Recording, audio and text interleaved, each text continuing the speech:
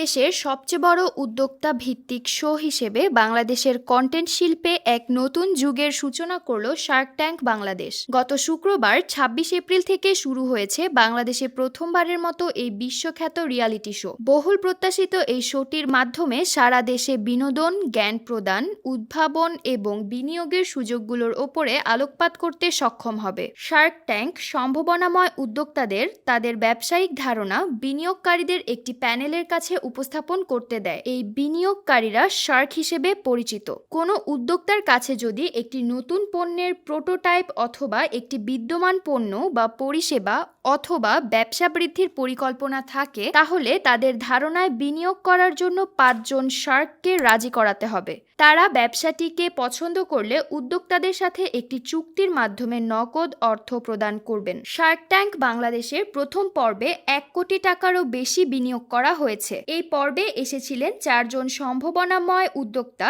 এবং তাদের প্রত্যেকেই তাদের নতুন নতুন ব্যবসায়িক ধারণাগুলো শার্কদের সামনে তুলে ধরেন। এই পর্বে শার্কদের মধ্যে ছিলেন সামি আহমেদ, নাজিম ফারহান চৌধুরী, নাভিন আহমেদ, আহমেদ আলী লিওন এবং গোলাম মোর্শেদ। শার্ক ট্যাঙ্ক বাংলাদেশের প্রথম পর্বে সবার প্রথমে উপস্থাপিত হয় ভিন্নধর্মী এক বইয়ের ব্যবসা। বইয়ের প্রতি ভালোবাসা আর টেকনোলজির মিশেলে তৈরি হয়েছে এই ব্র্যান্ডের নাম। এই ব্যবসার উদ্যোক্তার নাম মেহেদী হাসান নয়ন। মেহেদীর উপস্থাপনা শার্ক নাজিম ফারহান চৌধুরী এবং সামি আহমেদের দৃষ্টি আকর্ষণ করে, যারা বুকশনারির রূপান্তরকারী সম্ভাবনাকে স্বীকৃতি দেন। এই চুক্তিতে শার্ক নাজিম ফারহান চৌধুরী এবং সামি আহমেদ ১৫% অংশীদারিত্বের বিনিময়ে ৩০ লক্ষ টাকা বিনিয়োগ করেন। শার্ক ট্যাঙ্ক বাংলাদেশের এবারের পর্বে দ্বিতীয় ব্যবসা নিয়ে আসেন নারী উদ্যোক্তা শায়লা শারমিন। রান্নাবান্নার প্রতি ভালোবাসা ও এক যুগান্তকারী আইডিয়া নিয়ে শায়লা শুরু করেছেন এক ভিন্ন রকম বিজনেস, কুকলি। সম্পূর্ণ অর্গানিক উপকরণ দিয়ে তৈরি এই পণ্যগুলো শার্কদের মনোযোগ আকর্ষণ করে, বিশেষ করে তার সুগার ফ্রি মাসালা টি মিক্স পণ্যটি। তাই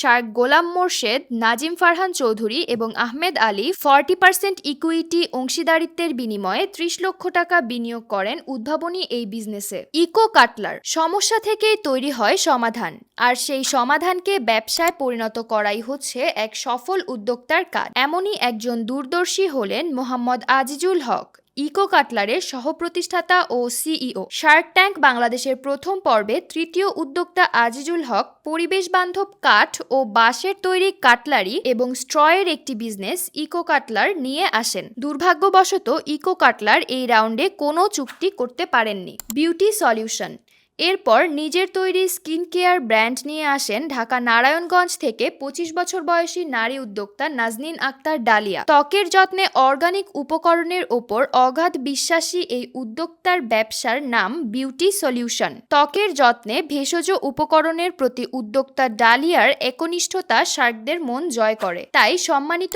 শার্ক গোলাম মোর্শেদ, সামি আহমেদ এবং আহমেদ আলী একসঙ্গে ৮% ইকুইটি অংশীদারিত্বের বিনিময়ে ৫০ লক্ষ টাকা বিনিয়োগের মাধ্যমে চুক্তি স্বাক্ষর করেন। এটি ছিল এই পর্বের সবচেয়ে কঠিন ডিল। শার্ক ট্যাঙ্ক বাংলাদেশের প্রতি পর্ব প্রতি শুক্রবার রাত ১০টায় একসাথে সম্প্রচারিত হবে বঙ্গ প্ল্যাটফর্ম ও দীপ্ত টিভিতে। এছাড়া যে কোনো সময় পর্বগুলো দেখা যাবে বঙ্গ ওটিটি প্ল্যাটফর্মে। তাবাসসুম মারিয়া, বার্নাবী নিউজ।